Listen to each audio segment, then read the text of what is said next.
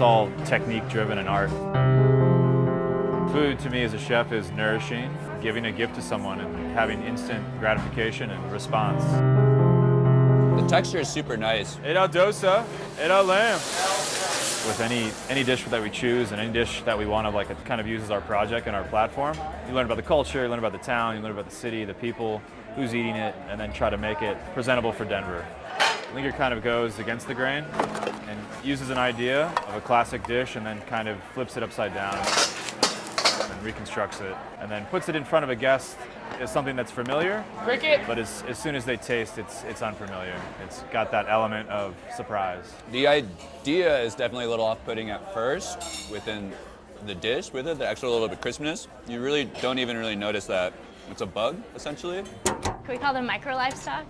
I do feel very tender towards them, which is maybe a funny thing to say since ultimately they become food. I am Wendy Lou McGill, CEO and founder of Rocky Mountain Micro Ranch.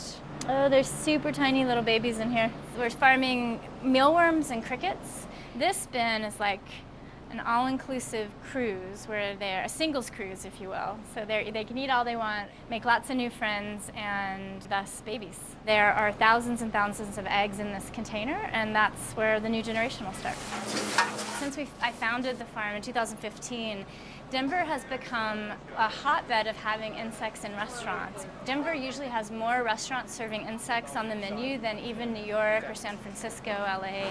We're currently serving a sweet and sour cricket with black ant dish, black ant rice we call it.